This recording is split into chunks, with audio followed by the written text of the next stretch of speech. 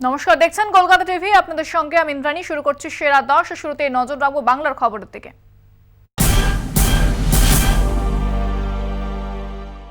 SSKM হাসপাতালে বিজেপির নবান্ন অভিযানে আক্রান্ত অ্যাসিস্ট্যান্ট কমিশনারকে দেখতে গেলেন অভিষেক বন্দ্যোপাধ্যায়। বিজেপি অভিযানের নামে বর্বরতা চালিয়েছে। পুলিশ চাইলেই গুলি চালাতে পারত, কিন্তু পুলিশ ধৈর্য ও সংযমের পরিচয় দিয়েছে। বিজেপি বাংলায় ক্ষমতায় এলে কি করত, সেই প্রশ্নও তোলেন তিনি।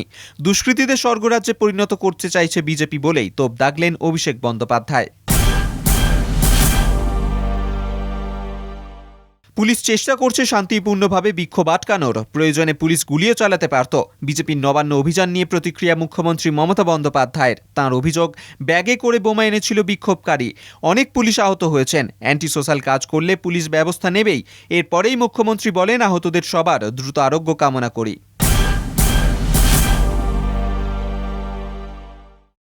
ডেঙ্গি নিয়ে মুখ্যমন্ত্রীর সতর্কীকরণ। ডেঙ্গির প্রকোপ কমাতে স্বাস্থ্য দফতরের কর্মীদের আরও সক্রিয় হওয়ার পরামর্শ মুখ্যমন্ত্রী মমতা বন্দ্যোপাধ্যায়ের। সচেতনতামূলক প্রচারেও জোর দেওয়ার কথা বলেন তিনি। রোগের উপসর্গ নিয়ে সতর্ক থাকার কথাও বলেন। এই মুহূর্তে যে গুরুত্বপূর্ণ খবরের দিকে নজর রাখবো। আবারও জেল হেফাজত পার্থ চট্টোপাধ্যায়ের। 14 দিনের আবারও জেল হেফাজত দেওয়া হয়েছে পার্থ চট্টোপাধ্যায়কে। বিষয়ে বিস্তারিত কথা বলবো। সরাসরি রয়েছেন আমাদের প্রতিনিধি রিয়া মাঝি। রিয়া, আবারও জেল হেফাজতে পার্থ চট্টোপাধ্যায়, কি জানানো হয়েছে আদালতের পক্ষ থেকে? একদমই ইন্দ্রাণী, দেখো ফের আরও একবার জেল হেফাজতে পার্থ এবং অর্পিতা। এবং তোমাকে জানিয়ে রাখবো যে আজকে যে গোটা সাবমিশন হয়েছে, দীর্ঘ সাবমিশন চলেছে এবং তারপরে কিন্তু যেটা দেখা গেল যে অর্ডার করতেও কিন্তু দীর্ঘ একটা সময় লাগিয়ে দিয়েছিল। এবং তারপরে তোমাকে জানিয়ে রাখবো যে অর্পিতা এবং পার্থ দুজনের সঙ্গে কিন্তু আজকে ভার্চুয়ালি তাদের প্রডিউস করা হয়েছিল এবং ভার্চুয়ালি কিন্তু বিচারক যিনি ছিলেন তিনি কিন্তু কথা বলেছেন পার্থ এবং অর্পিতার সঙ্গে। এবং তোমাকে জানাবো যে এই দুজনেই, পার্থ এবং অর্পিতা দুজনেই কিন্তু কান্নায় ভেঙে পড়েছিলেন এই ভার্চুয়ালি যখন কথা বলছিলেন বিচারকের সঙ্গে। পার্থ চট্টোপাধ্যায় তিনি জানিয়েছিলেন যে যে কোনো প্রকারে তাকে বেল দেয়া হোক, তাকে জামিন দেয়া হোক, কারণ তিনি কোট আনকোট বলেছিলেন যে তিনি বাঁচতে চায়। এবং সেই কথা বলে তিনি বারংবার, তার মূল বক্তব্য ছিল কিন্তু তাকে জামিন দেয়া হোক। তিনি সর্বোচ্চভাবে সবভাবে কিন্তু তিনি যে হেল্প করবেন, ইডি কর্তাদের তদন্তে কোনো রকম অসহযোগিতা করবে না, সব রকম ভাবে সহযোগিতা করবে, এমনটাই কিন্তু বিচারককে জানিয়েছিলেন। এবং তার যে এই আবেদন, এই যে কাঁদতে কাঁদতে তার যে আবেদন, সেই আবেদন কিন্তু রীতিমতো খারিজ করে দিল ইডির স্পেশাল কোর্ট। এবং তোমাকে জানিয়ে রাখবো যে অর্পিতা এবং পার্থ চট্টোপাধ্যায় দুজনেরই কিন্তু 14 দিনের, ফের আরো একবার 14 দিনের জেল হেফাজত হলো। নেক্সট প্রোডাকশন হবে এই চলতি মাসের 28 তারিখেই তাদের নেক্সট প্রোডাকশন হবে। অর্পিতা মুখোপাধ্যায়ের বেশ কিছু সম্পত্তির হদিশ মিলেছে বলেও কিন্তু জানা যাচ্ছে, সে বিষয়ে বিস্তারিত জানাবো। একদমই ইন্দ্রাণী, দেখো আজকে যে সাবমিশন হয়েছে সেই সাবমিশনে কিন্তু বেশ কিছু নতুন তথ্য উঠে এসেছে এবং সেই তথ্যগুলো ইডির যিনি লয়ার ছিলেন তিনি কিন্তু সাবমিশনে বিচারককে জানিয়েছেন। এবং সেখানে তিনি বলেছেন যে কসবাই একটি সম্পত্তি পাওয়া গিয়েছে, যেটা 3 স্টোরিড বিল্ডিং, সেটা পার্থ এবং অর্পিতার নামেই রয়েছে। প্রায় 5 কোটি টাকার একটি সম্পত্তি। এবং পাশাপাশি অর্পিতা মুখার্জি তার যে ব্যাংক অ্যাকাউন্ট, সেই ব্যাংক অ্যাকাউন্ট থেকেও কিন্তু 2.22 crore টাকা পাওয়া গিয়েছে ইতিমধ্যেই। কিন্তু সেই ব্যাংক অ্যাকাউন্ট সেটা কিন্তু সিজ করেছে ইডি কর্তারা। এবং এছাড়াও কিন্তু একাধিক তারা যে কোম্পানি তাদের নামে ছিল, সেই কোম্পানির কিন্তু যে সেল কোম্পানি ছিল সেগুলোর যে তথ্য ইডি কর্তারা পেয়েছে সাবমিশনে, সেই বিষয়গুলো তুলে ধরেছে। এবং একই সঙ্গে যেটা দেখা যাচ্ছিল যে বেশ কিছু বারংবার কিন্তু পার্থ চট্টোপাধ্যায়ের লয়ারের তরফ থেকে বলা হচ্ছিল যে এই যে পরপর 14 দিন করে জেসি টানছে, সেই জেসিতে কি নতুন তথ্য পাচ্ছে ইডি কর্তারা, কেন রাখছে পার্থ চট্টোপাধ্যায়কে জেল কাস্টাডিতে। কারণ এই যে টাকা উদ্ধার হয়েছে তার বাড়ি থেকে কিন্তু কোনো রকম টাকা উদ্ধার হয়নি। এবং অপরদিকে ইডির লয়ার তিনি বলেছেন যে অর্পিতা মুখোপাধ্যায় যথেষ্ট ঘনিষ্ঠ পার্থ চট্টোপাধ্যায়। এবং সেই যে সেখানে যে রিমান্ড পেপার, সেই রিমান্ড পেপারে ইডি স্পষ্টভাবে লেখা আছে যে পার্থ চট্টোপাধ্যায় এবং অর্পিতা মুখোপাধ্যায়ের কোন ফোন নাম্বার থেকে কথা হতো, এবং সেই কথাতে তারা বলেছিলেন যে অফিসারদের পক্ষ থেকে। ধন্যবাদ রিয়া, আমাদের সঙ্গে সরাসরি ছিলেন প্রতিনিধি রিয়া মাঝি। আরো একবার জেল হেফাজতে পার্থ চট্টোপাধ্যায়, 14 দিনের আবারও জেল হেফাজত দেওয়া হয়েছে তার।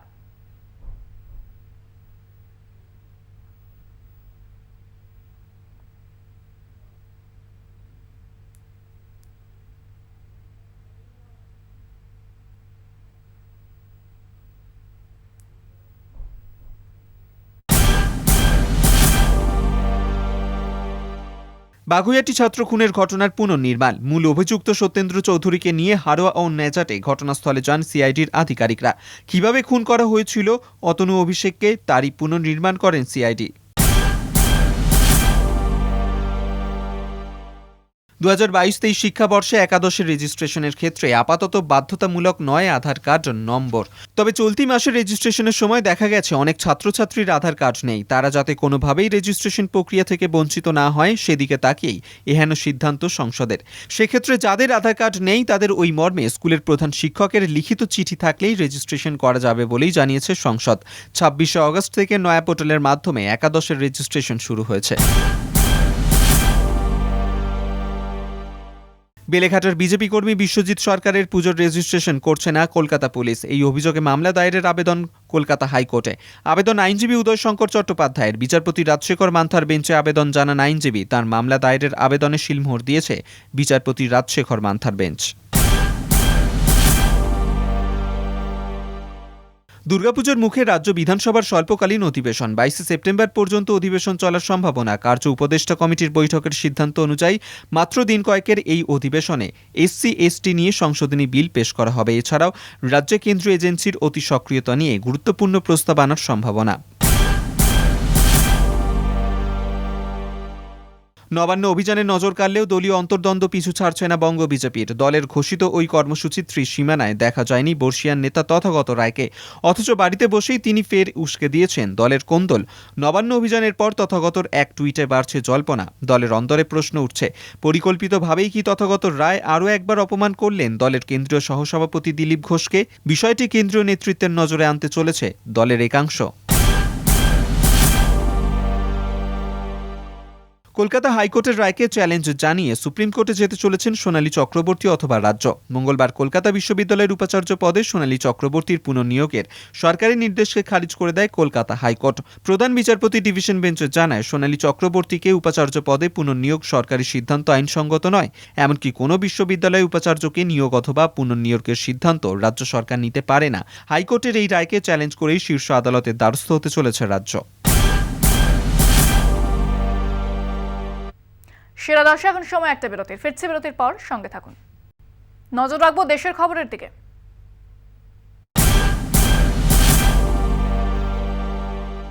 বিজেপির বিরুদ্ধে ফের ঘোড়া কিনে বেচার অভিযোগ তুললেন দিল্লির মুখ্যমন্ত্রী অরবিন্দ কেজরিওয়াল। তাঁর অভিযোগ, বিজেপির অপারেশন লোটাস অব্যাহত। পাঞ্জাবে আপ সরকার ভাঙতে মরিয়া পদ্ম শিবির। এর জন্য তাঁর দলের 10 বিধায়ককে প্রস্তাবও দেয়া হয়। পাঞ্জাবে আপ সরকার ফেলতে টাকার প্রলোভন দেয়া হয় বলে অভিযোগ কেজরিওয়ালের। দিল্লিতে ব্যর্থ হয়ে এখন পাঞ্জাবের দিকে পদ্ম শিবিরের নজর বলেই তোপ দিল্লির মুখ্যমন্ত্রীর। গোয়ায় বড়সড় ধাক্কা কংগ্রেসে। হাত শিবির থেকে বিজেপিতে যোগ দিলেন 8 জন বিধায়ক। দিগম্বর কামাত, মাইকেল লোবো, রাজেশ ফালদেশাই সহ 8 জন কংগ্রেস বিধায়ক যোগ দিলেন বিজেপিতে। গোয়ার মুখ্যমন্ত্রী প্রমোদ সাওয়ন্ত তাঁদের হাতে দলীয় পতাকা তুলে দেন। ভারত ছোড়ো যাত্রা শুরু হবে বলে কংগ্রেসকে আক্রমণও করেন গোয়ার মুখ্যমন্ত্রী। ফের জিজ্ঞাসাবাদের মুখে অভিনেত্রী জ্যাকলিন ফার্নান্ডেজ। বুধবার সকাল 11:30 নাগাদ দিল্লির অর্থনৈতিক অপরাধ শাখার মন্দির মার্গ অফিসে পৌঁছান তিনি। 200 কোটি টাকা তোলাবাজি মামলায় জিজ্ঞাসাবাদ করা হচ্ছে তাঁকে। অভিযুক্ত সুকেশের সঙ্গে তাঁর সম্পর্ক ও সম্পত্তির লেনদেনের বিষয়ে জিজ্ঞাসাবাদ করা হচ্ছে বলে সূত্রের খবর। অষ্টম দিনে পা রাখল কংগ্রেসের ভারত জোড়ো যাত্রা। বুধবার সকালে কেরলের তিরুবনন্তপুরমের নাভাইকুলাম থেকে পদযাত্রা শুরু হয়। যোগ দেন কংগ্রেস নেতা রাহুল গান্ধী। টানা 7 দিন ধরেই পদযাত্রায় অংশ নিয়েছেন তিনি। সঙ্গে রয়েছেন দলীয় নেতা কর্মীরা। রাহুলকে ঘিরে জনতার উৎসাহ চোখে পড়ার মতো। ভারত জোড়ো যাত্রার মাঝেই মঠ পরিদর্শন রাহুল গান্ধীর। বুধবার সকালে কেরলের তিরুবনন্তপুরমের ভারকালার শিবগিরি মঠে যান তিনি। প্রখ্যাত সমাজ সংস্কারক শ্রী নারায়ণ গুরুর প্রতি শ্রদ্ধা জানাতে শিবগিরি মঠে যান কংগ্রেস নেতা। মঠের অন্য সন্ন্যাসীদের সঙ্গে দেখা করে কথাও বলেন তিনি। মঠের প্রার্থনায় অংশ নিতেও দেখা যায় তাঁকে। রাহুলের হাতে তাঁর বাবার একটি ছবিও তুলে দেন মঠের সন্ন্যাসীরা। নির্যাতনের শিকার 4 সন্ন্যাসী। শিশু অপহরণকারী সন্দেহে বেধড়ক মারধর করা হলো 4 সাধুকে। মহারাষ্ট্রের সাংলির লাভানা গ্রামের ঘটনা। সূত্রের খবর, উত্তরপ্রদেশের ওই 4 সাধু একটি ছেলেকে কর্ণাটকের বিজাপুর থেকে পান্ধারপুর যাওয়ার রাস্তা জিজ্ঞাসা করছিলেন। শিশুচোর সন্দেহে লাঠি উঁচিয়ে চলে হামলা। লাঠিপেটা করা হয় তাঁদের। ঘটনায় এখনও কাউকে গ্রেফতার করা হয়নি। বিহারে ফের জঙ্গলরাজ। ভর সন্ধ্যায় বাইকে চেপে গুলি চালিয়ে তাণ্ডব দুষ্কৃতীদের। 40 মিনিট ধরে 30 কিলোমিটার রাস্তা যাওয়ার সময় গুলি চালালো দুষ্কৃতীরা। সিসিটিভিতে ধরা পড়ছে পুরো কাণ্ড। ঘটনায় প্রাণ গিয়েছে একজনের, আহত 11 জন। আহতদের হাসপাতালে ভর্তি করা হয়েছে। এদিকে এখনও অধরা দুষ্কৃতীরা। জম্মু কাশ্মীরে বাস দুর্ঘটনায় প্রাণ গেল 11 জনের, আহত 25 জন। বুধবার জম্মু কাশ্মীরের পুঞ্জের সাউজিয়ান এলাকায় দুর্ঘটনাটি ঘটে। মান্ডি থেকে সাউজিয়ান যাচ্ছিল মিনি বাসটি, কিন্তু যাওয়ার পথেই নিয়ন্ত্রণ হারিয়ে পিছলে যায়। খাদে পড়ে যায় মিনি বাসটি। ঘটনাস্থলে পৌঁছেছে সেনাবাহিনী, চলছে উদ্ধার কাজ। রাজনৈতিক দলের তহবিলে স্বচ্ছতা আনতে পদক্ষেপ। 86টি রাজনৈতিক দলকে নির্বাচনী তালিকা থেকে সরিয়ে দিল। এছাড়াও 253টি দলকে নিষ্ক্রিয় ঘোষণা করা হলো। এমনই পদক্ষেপ নিল নির্বাচন কমিশন। অভিযোগ, এমন অনেক রাজনৈতিক দলের নাম নথিভুক্ত করা হয়েছে যাদের কোনো অস্তিত্বই নেই। এমন কিছু দল আছে যাদের কোনো কার্যকলাপও নেই। সেই রকম তালিকায় থাকা রাজনৈতিক দলগুলিকে বাতিল করে দিল নির্বাচন কমিশন। সাইরাস মিস্ত্রির মৃত্যু তদন্তে হংকং থেকে এলেন বিশেষজ্ঞরা। মুম্বাইয়ে পৌঁছেছেন মার্সিডিজ বিশেষজ্ঞরা। দুর্ঘটনাগ্রস্ত গাড়িটি পর্যবেক্ষণ করবেন তাঁরা। কয়েকদিন আগেই দুর্ঘটনায় প্রাণ যায় শিল্পপতি সাইরাস মিস্ত্রির। দামি গাড়ির পিছন দিকে সাইরাস বসলেও শেষ রক্ষা হয়নি। সিট বেল্ট না পরায় বিপত্তি বলে মনে করছেন বিশেষজ্ঞরা। আরও খুঁটিনাটি বিষয় খতিয়ে দেখবেন হংকংয়ের বিশেষজ্ঞরা। ফিরছে একটা বিরতি নিয়ে, সঙ্গে থাকুন। দেখে নেব বিদেশের খবর।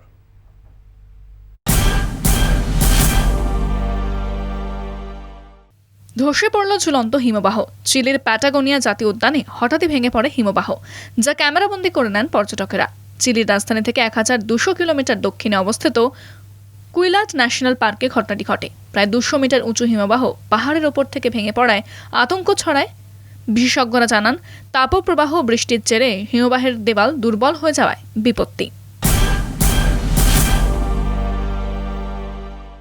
আগে ভাগেই নিভে যাবে প্যারিসের আইফেল টাওয়ারের আলো, এমনটাই সিদ্ধান্ত নিয়েছে সেখানকার প্রশাসন।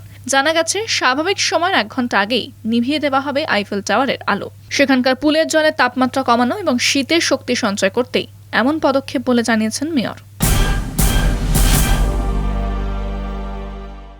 উলটপুরাণ, সন্ত্রাসবাদী মাসুদ আজহারের গ্রেফতারি চাইল পাকিস্তান। ইসলামাবাদে বিশ্বাস পাকিস্তানের লুকিয়ে আছে জঙ্গি সংগঠন জৈশ মোহাম্মদের প্রতিষ্ঠাতা ও ভারতের শত্রু মাসুদ আজহার। আন্তর্জাতিক সন্ত্রাসবাদী তকমা পাওয়া সেই মাসুদকে পেতে কাবুলের তালিবান সরকারকে চিঠি দিল শাহবাজ শরীফের প্রশাসন। সেখান থেকেই মাসুদ কার্যকলাপ চালাচ্ছে বলে দাবি পাকিস্তানের।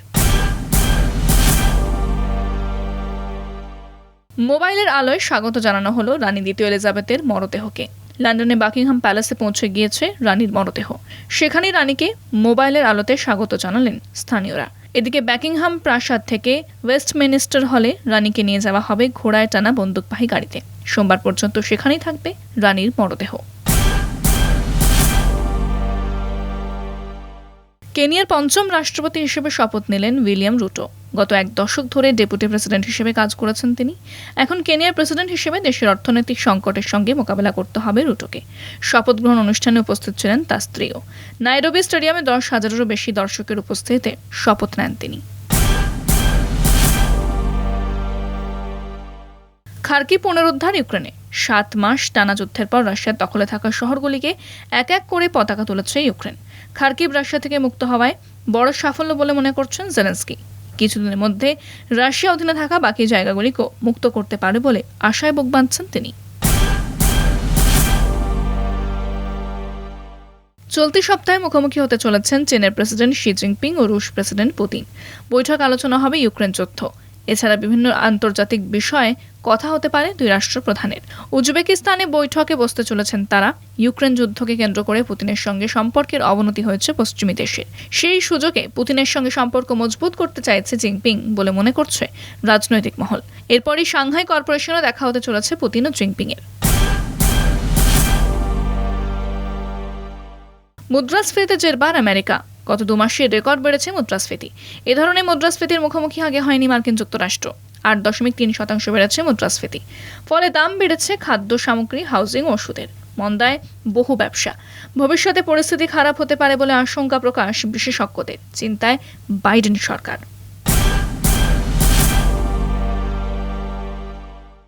সেরা 10 এখন এ পর্যন্তই। দেখছেন কলকাতা টিভি, রাত 3, 7 দিন।